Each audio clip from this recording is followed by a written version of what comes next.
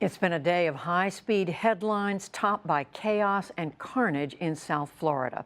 A shooting erupted at a high school in Parkland this afternoon, with at least 17 people dead and more than a dozen wounded. Police swarmed the site even as emergency workers treated and transported the wounded to hospitals, and frantic parents arrived. The suspect was arrested and identified as Nicholas Cruz, who once attended the school. He is in custody, and we've already began to dissect his websites and the things that social media that he was on, and some of the things that have come to mind are very, very disturbing. He's 19 years old. He was born in 1998 in September. He was a former student of Douglas High School. He got expelled for disciplinary reasons. I don't know the specifics. For more, we turn to Terence Shepherd, who is the news director of WLRN. That is the public media station based in Miami. He's on the scene in Parkland. Terence Shepherd, tell us what you are seeing there. The scene earlier was horrific. I was at the intersection that leads into the school, and so you have kids breaking down crying because they didn't know where their friends were. We had parents absolutely in explosive demeanor because they didn't know the status of their children. I later talked to a kid who was in the classroom next door to where the shooting started, and he tells me that there was a fire alarm early in the day, and then there was a second fire alarm, so he was curious about what's the second fire alarm about. We had a second fire alarm, so he left. They were told to leave the classroom and to take their backpacks, which he found unusual. And leaving the classroom, he came across bodies, he said. It's an absolutely horrible scene here.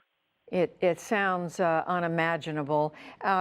Terence Shepherd, tell us, are they still investigating the scene? Are there still parents standing around waiting for more information?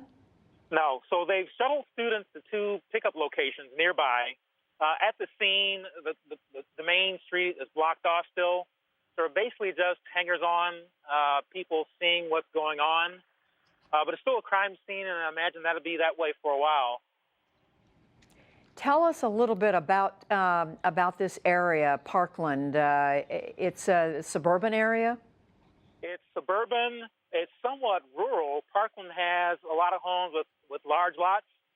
There's a considerable equestrian community, people with tennis courts and so on in their homes, multiple movie theaters in the homes.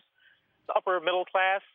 It is, I hate to say it, but it's the last place you'd think that this type thing would happen. It's really a nice area. It's a place you want to live and raise your kids. And that's what I was going to ask. Is this a place that has seen shootings, violent crime a great deal in the past? Not that I can recall, and I've been here 3 decades. No, it's a great place to live, this entire area. It's not a place that's known for any type crime. You may have some minor breaking and enterings, a couple of car thefts, but other than that, no. Well, Terence Shepherd, the news director for the public media station WLRN, we thank you very much. Thanks, Judy. So today's shooting is at least the 5th at a middle or high school in the first 2 months of this year that has led to deaths or injuries. There have also been shootings near or on the grounds of other schools this year where students and teachers were not injured.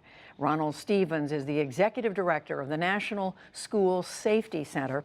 Ronald Stephens, it's no longer shocking now when there's a school shooting, is it?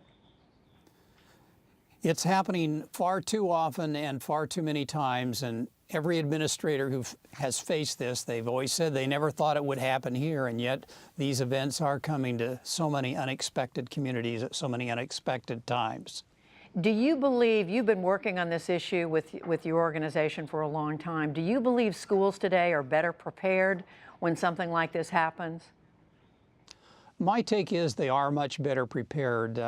Our center had actually worked with Broward County schools nearly a decade ago, and they were among one of the first school systems in the United States to really bring together all of the first responders and look at how they would react when a problem like this occurs. So in terms of preparation, I would really describe them as someone being on the cutting edge. And so what would that mean? What would make them cutting edge? What would that mean they would do? Well, they put school safety on the agenda ahead of many other school systems around the country. But basically, in the training they brought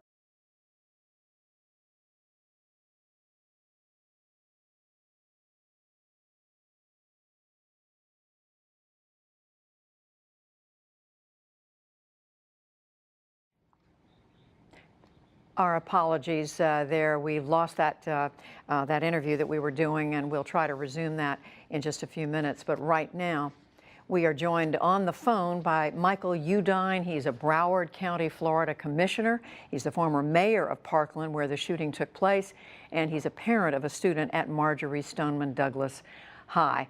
Mr. Udine, what a terrible day. It's a terrible day. I just actually saw some of the students and one of the teachers that were in the classroom. They're in a safe place now, and just a crazy, senseless tragedy. What have you learned about what happened? Have you been able to get any more information? Well, 17 people are confirmed fatalities. I know that they're operating on some others right now. Besides that, I don't have really much more details. The scene is quite active right now as far as people. I know the governor is on his way. SWAT team is still out here, and they're just securing the location over there. And just a sad, I saw one of the teachers whose room some children perished, and I knew the teacher well, and she was hysterical. Oh, well, we are so sorry to hear this. Is it fair to say now that parents of children who were hurt or worse now know what has happened?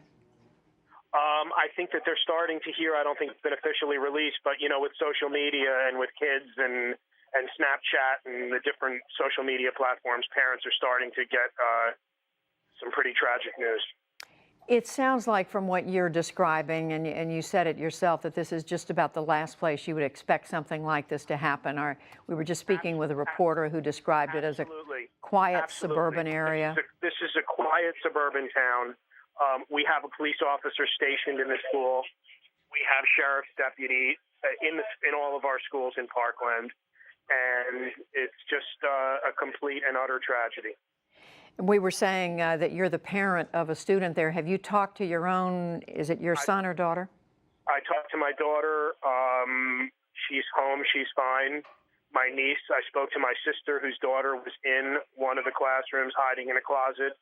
Thank God she's home and she's fine. And my daughter and I just exchanged texts that we love each other, because what more can you say at a time like this?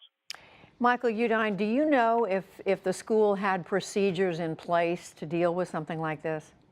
Yes, they did. Broward County, our school board, our local police department, we actually have an officer in that school that's stationed in that school.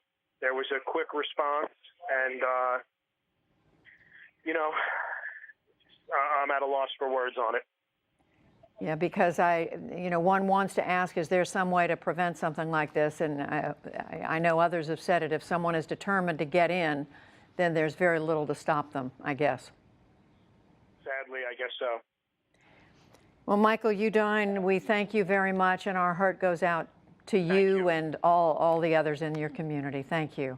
Thank you, Judy.